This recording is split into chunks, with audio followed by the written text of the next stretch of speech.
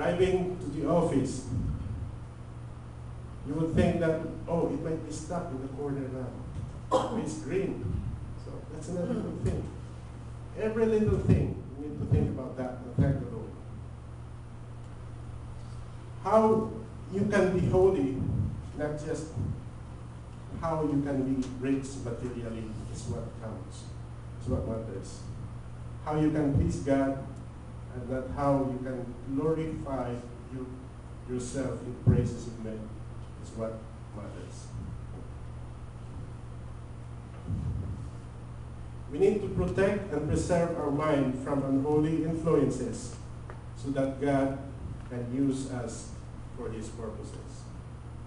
Now, sometimes we need to think about this. When our minds are so preoccupied with all our problems, our worldly cares, God cannot use us anymore. We will not have time to think about the CLP. We will not have time to think about this teaching anymore. Because our minds are already preoccupied with all the worldly things. So rather than thinking of those worldly matters, we need to think about God all the time. Amen? Amen. Be very discerning in the use of media today. There's a lot of those. There's television, there's movies, there are newspapers. And in those types of media, there are a lot of those that can influence our minds. We have to be careful about that. If we need to do our best to just watch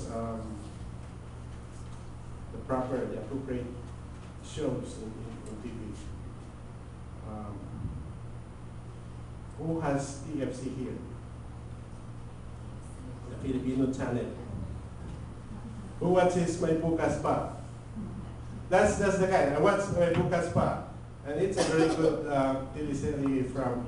It's a teleseries show on TV. It's very good. I would say it's scripture based. Yeah, it's very inspiring. Those are the kind of shows that we need to watch. We need to watch EWTN, right? And maybe instead of reading those magazines, gossip magazines, we just read probably the Bible. Okay? We need to fill our mind with thoughts of God, read the Bible and other helpful Christian literature which can help form our Christian mind. Even as we say we are already here in CFC, we are still imperfect. I mean, all of us, none of us are perfect. So we always need to continue to develop our Christian minds. We need to use our mind actively for God's purpose, just like how I said earlier, the CLP team here. But not just in this kind of gatherings. In our businesses, at work, or outside of this church, we still need to use our mind the way God wanted us to use it. God used it for His good purpose. Now, so we've done with what it means to love God with all our heart, what it means to love God with all our minds. Now we go forward to what it means to love God with all our strength. This means giving God all our resources. Okay? Resources meaning the 3 T's: time, talent, and treasure. Okay? We are God's creation, and He owns us. We are nothing but tenants. What we call ours is not really ours. We're just keepers of what He gave us. We must not set limits on our giving. We must have a proper attitude towards money. Because a lot of people, not us here because we need money more, a lot of people would like to gather and keep all the monies if possible. And not even thinking of giving away to the needy. Oh. So we need to develop a proper attitude towards money. God is interested in our money, not because He needs it, but in order to see the condition of our heart. I mean, God is asking us to help the poor. God is asking us to support the church, our church here, or any church you belong.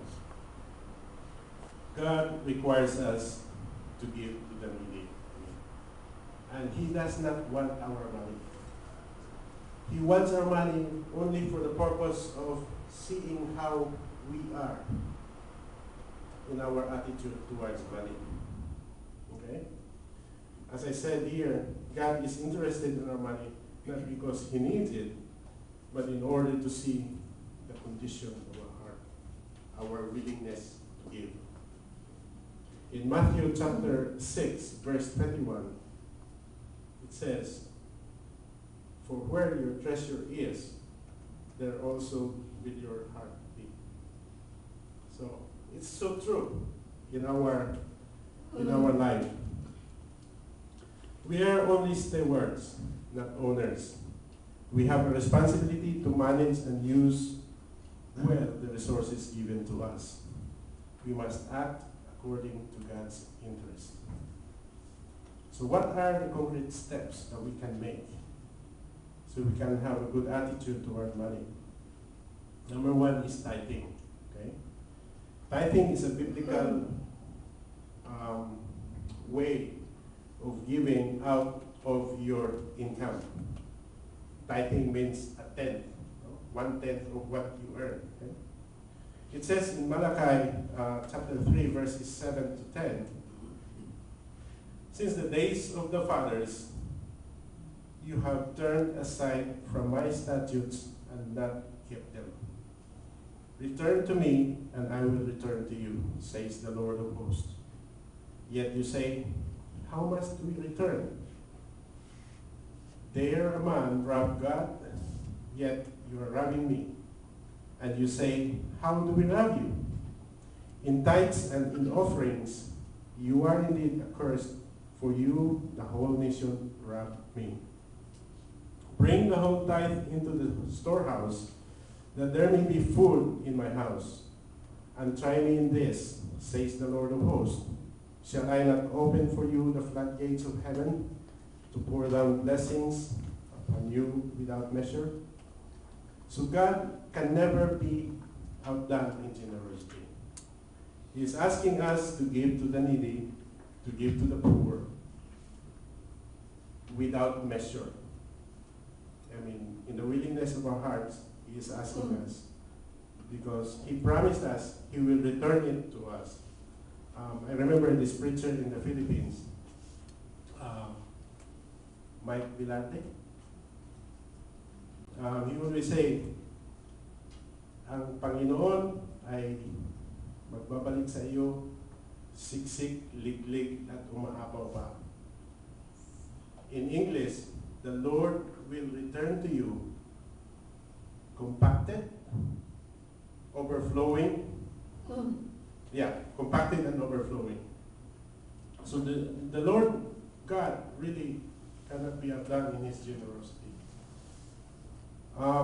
There are a lot of experiences that I have. Sometimes when we are needing resources, and here comes our brother who needs help. If we prioritize his brother who needs help,